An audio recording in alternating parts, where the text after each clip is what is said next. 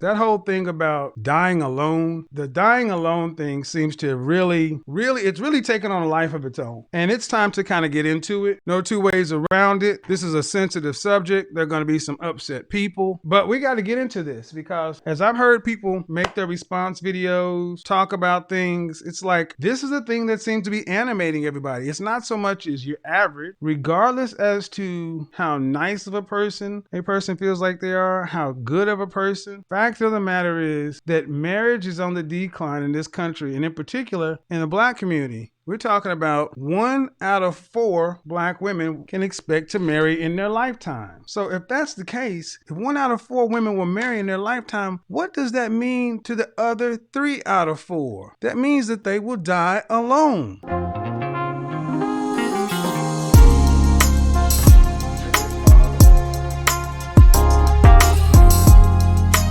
What up, gents? Welcome to the Simsational Gent. I am your host, Sean C.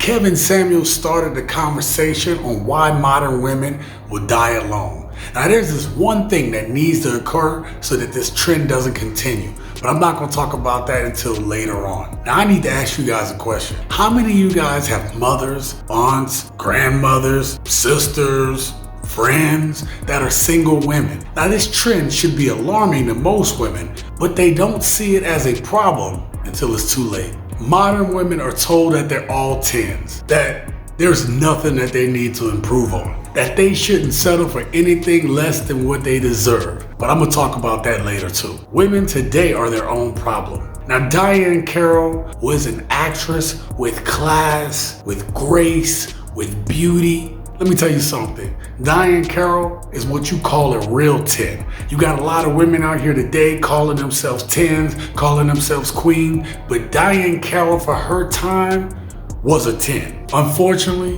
Diahnne Carroll died alone. But why? Was I married 4 times? Yes, I was. And the reason I'm smiling is because I spent a lot of time giving the men involved in some of these relationships a very bad reputation. I'm not saying that I ever said anything that wasn't true. It was all true, except that the reason that this one human being kept choosing selection poor, not able to evaluate whether this should be friendship or this should be a marriage. I wanted to be married, and so when the opportunity was there to do so, I did it. I had not lived alone. Quite frankly, I didn't know how to do that. I'm not sure that I know how to do it today. I decided to come back to Los Angeles and learn to live alone. I said I will learn about me, not the role I play. And it's difficult to learn to live alone. It's difficult because I'm difficult. I'm not easy to live with. You know, you have 3 or 4 choices here that will give you a terrible day or a wonderful day. And there's no one else to blame except you,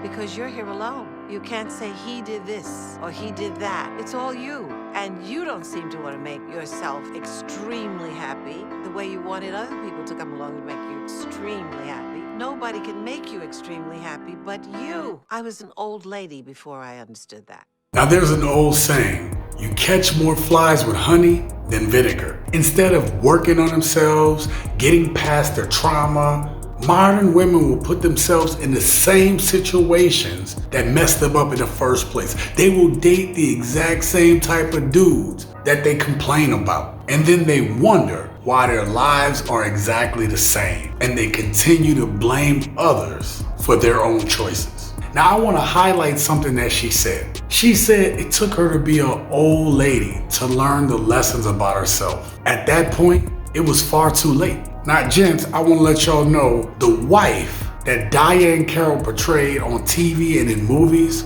was completely different than the one she was in real life. It's 139 Edgecombe Avenue. My name is Claudine Price. Rupert P. Marshall, 7 o'clock.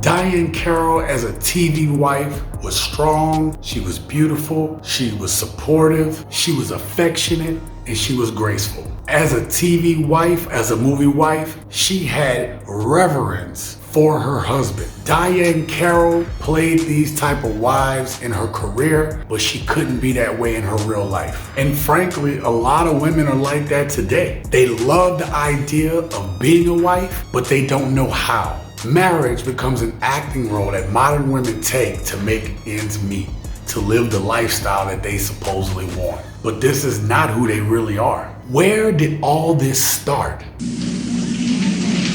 Raise your hand if you're married. None of you are married. Raise your hand if you would like to be married to your baby's father. One. The rest of you who don't plan to get married, why don't you plan to get married? I'd like to know that. You already have your child to think about, and then a whole family to care for. You know, it's a lot of responsibility, and then you don't want the commitments. I wouldn't want no man holding me down because I think I can make it as a single parent. But don't you think you might need help in raising that baby from a man? Not really. I didn't have a father. My father wasn't in the home, so it really, male figures are not substantially important in the family. Now what you just saw was the second generation of modern women. These women ended up believing that they didn't need a man to raise children. Now if you know anything about this time, there were several crazy things occurring. You had a terrible economy that kept a lot of people out of work, but it was really devastating to men, especially black men. You had the crack epidemic that ravaged black neighborhoods. Black families were torn apart because the physical devastation, I can't even explain it to you. And one of the worst things that served to destroy the black family was this. What do you think about welfare? Welfare, to me, some people need it. I'll be for real. Some people really actually need it, and then others take advantage of it. Sandra Alice told me yesterday that she thinks welfare has made her lazy. Yeah, because it's there. You know that your food is going to be there every month, because with the welfare finance come food stamps. Then you get Medicaid to cover your medical expenses. Welfare is doing everything. You're married to welfare, a lot of the women's. They're more married to welfare than the guys laying in the bed next to them, because he's just a physical thing.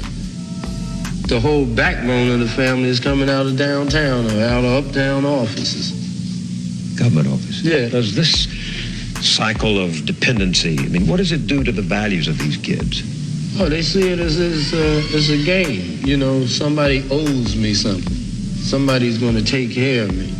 It's not the self-esteem. Women started to not only not need a man, but they were incentivized to be without a man. Between crack and welfare, women became more dependent on the system than they were having husbands to help raise the next generation of children. Since the 1970s, we started to see the increase of divorces in the States. Up until the 1970s, Black women was the most married demographic of women in the United States. Today, sadly, Black women are the least married of all women. You think that's a coincidence? Now, with the stigma of divorce changing, the modern woman went away from needing fathers for children and went to looking something like this. A lot of people got something to say about the fact that I got 6 kids with 6 different men. So I'm just gonna tell y'all why it is better to do it this way. If I had 6 kids with all the same dude,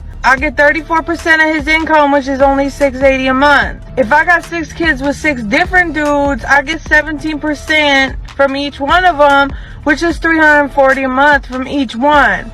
$340 a month times 6 baby daddies is $2,040. So why don't you have 6 baby daddies? Modern women today feel like they don't need a man. They can act reckless. Everyone owes them something. They all deserve the top men, and that they all should receive their fairy tale lifestyle. Matter of fact, the media blitz on women started almost 70 years ago. And you know what's messed up? Women fell for this media barrage, hook, line, and sinker. And you know what's worse? The mindset has been reinforced and passed down through the subsequent generations until you have what we see today. A lot of women do not meet their greatest potential partners because they stay stuck in situations and relationships that were never set up or designed for them to grow into their best selves.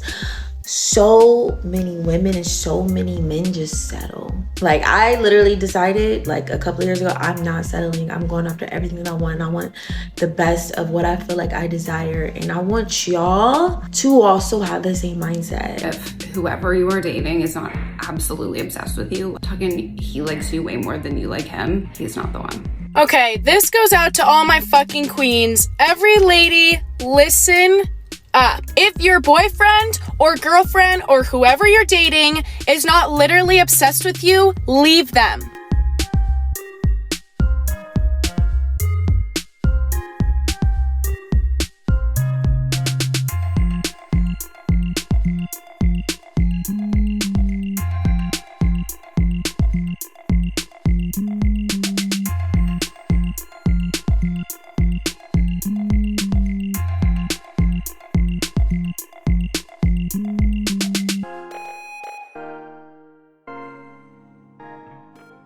Now, I know in the beginning of this video, I told you the one thing that women are gonna have to do and gonna have to learn in order to be the first step for them not dying alone. And that one thing is accountability.